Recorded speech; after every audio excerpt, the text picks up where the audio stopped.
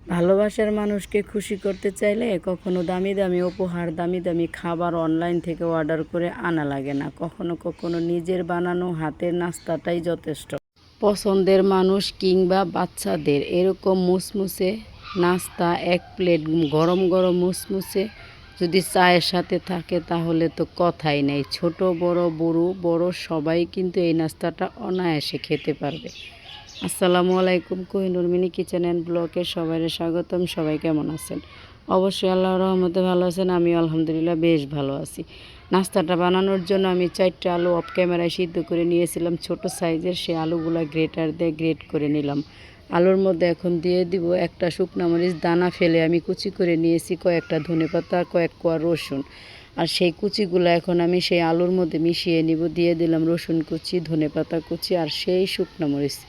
এইগুলা দেওয়ার কারণেই কিন্তু নাস্তাটা অসম্ভব মজা ছিল। আপনারা কিন্তু এইগুলা যদি বানিয়ে খান প্লিজ এইগুলা দেওয়ার চেষ্টা করবেন। আর দিয়ে দিলাম একটু দারুচিনির গুঁড়া, আর এখন দিয়ে দিব একটু হলুদের গুঁড়া, একটু সামান্য মরিচের গুঁড়া, আর দিয়ে দেবো একটু ভাজা জিরার গুঁড়া। আর ভাজা জিরা এবং দারুচিনি এই দুইটার গুঁড়া কিন্তু দিলে অসম্ভব একটা মজার ফ্লেভার আসে। আপনারা যদি এই নাস্তাটা বানিয়ে খান প্লিজ কেউ এই মশলাগুলো মিস করবেন না, সবগুলো উপকরণই দিবেন।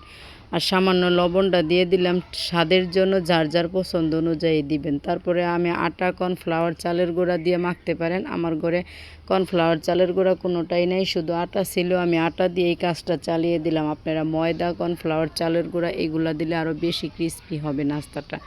এখন মেখে নেওয়ার পরে মনে ছিল না একটু স্বাদ বাড়ার জন্য চিনি দেওয়ার জন্য, তারপরে আমি 1 টেবিল চামচের একটু বেশি চিনি দিয়ে আবার অফ ক্যামেরায় মেখে 2টা লেচি কেটে নিয়েছি। তারপরে লেচির মধ্যে আটা মেখে আমি একটু রুটির চেয়ে একটু ঘনত্ব করে পুরুত্ব করে একটা রুটি বানিয়ে নেব বড় সাইজের।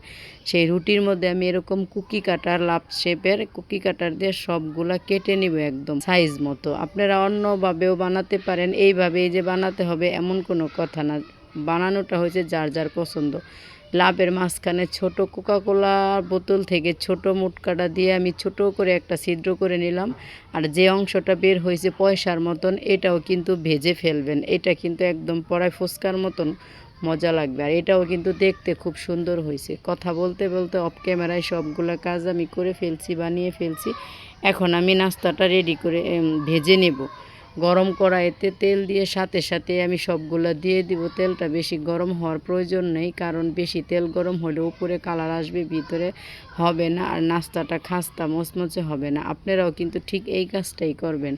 আর অসম্ভব মজা ছিল এই খাবারটা। আপনারা অনায়াসে বাচ্চাদের খুশি করার জন্য, মুরব্বিদের চায়ের সাথে, ডায়াবেটিস যাদের আছে তাদের জন্য কিন্তু একদম এই নাস্তাটা।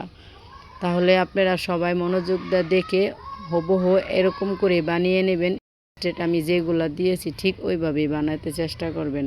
আর আপনারা যদি যে আমার চ্যানেলে নতুন আছেন, দেশ ও দেশের বাহির থেকে দেখতেছেন, প্লিজ সবাই আমার চ্যানেলটা সাবস্ক্রাইব করে পাশে থাকবেন, আমাকে একটু সাপোর্ট করবেন। নতুন চ্যানেল খুলছি, আপনাদের সাপোর্টের আমার খুব প্রয়োজন। আপনারা একটা কমেন্ট করে চ্যানেলটা সাবস্ক্রাইব করলে আমার এত খুশি লাগে। আসলে আপনাদের বোঝানোর মতো ভাষা নাই, কিভাবে বোঝাবো। আমার অবস্থায় যারা ছিল ঠিক তারা অবশ্যই বুঝতে পারে। আর যারা আমার নতুন বা পুরান বন্ধু সকলে অসংখ্য ধন্যবাদ, সকলকে অসংখ্য ধন্যবাদ লাইক দিয়ে পুরো ভিডিওটা দেখার জন্য।